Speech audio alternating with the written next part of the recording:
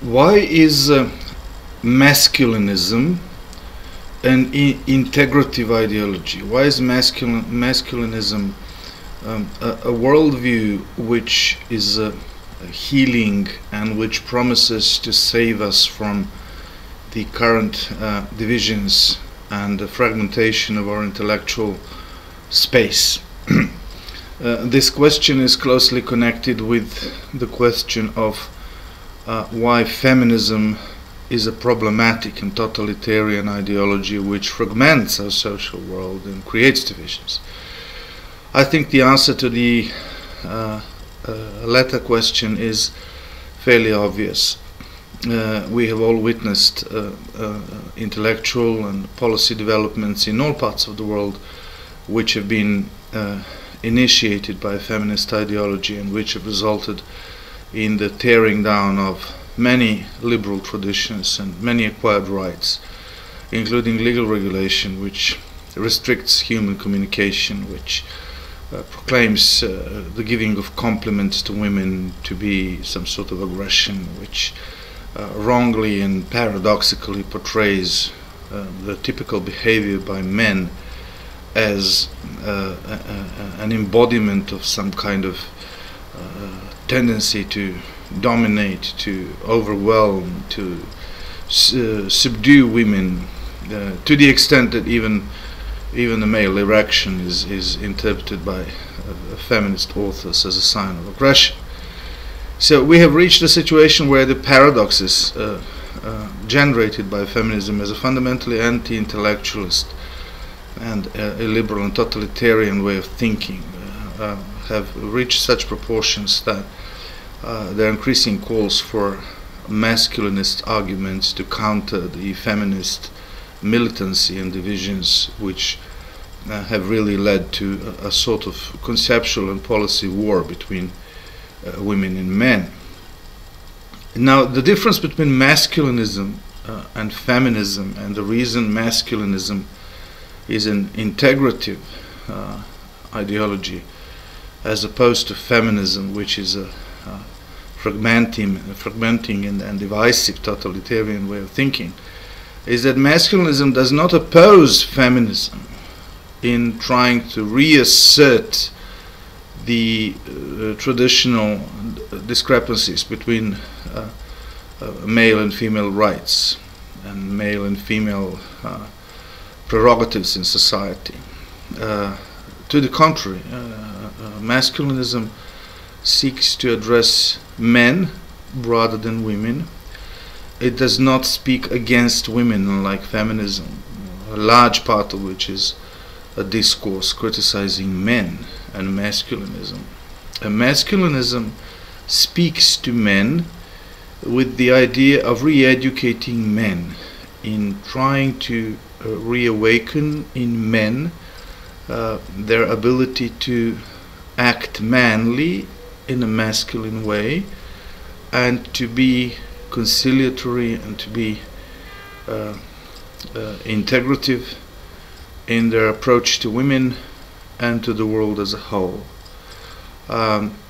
This may seem like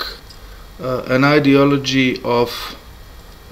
superiority, simply because of the manner in which integrative behavior tends to articulate itself. It is usually associated with someone who has superior power and who is able to reconcile those in conflict by implicitly bringing that superior power to bear. And that superior power can be authority, wisdom, all of the attributes which feminists believe have traditionally been attributed primarily to men. But these are qualities of manliness, and these are the personality traits which have been systematically discouraged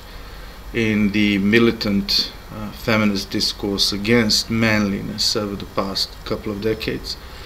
So these are really the qualities and personality traits which masculinism seeks to reaffirm.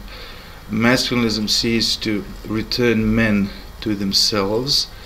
to teach them how to regain their self-confidence largely by participating in male groups and reawakening their male bonds and their collective identities which they share with other men, by revamping the mutual support which has traditionally characterized interpersonal dynamics between men in such groups throughout history. And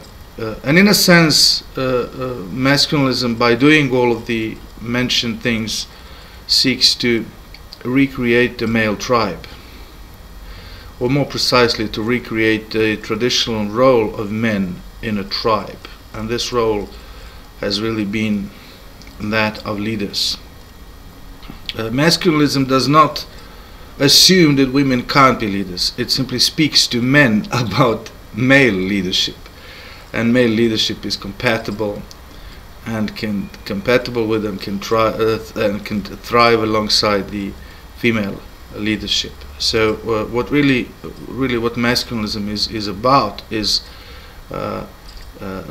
allowing men to find their own purpose once again, to see that purpose not in its relationship to the female purpose and its opposition to feminist political doctrines or philosophical improvisations, but simply to try to articulate the male passions and the male preoccupations and desires and sociality as largely independent of women, with the goal of really enhancing the quality of male life. And once we are able to shed the negative social influences and social engineering which has been incited by this anti-intellectualist movement which is called feminism, and which has really discouraged us from being men, we might find a greater quality of life in being men, and might at the same time be able to contribute more to women and to increase the overall amount of satisfaction in our society simply by being more satisfied ourselves as men and as members of male groups who also have relationships with women and communicate with women, but who do not define themselves and their identity through and by reference to women and to female identities and female agendas and policies.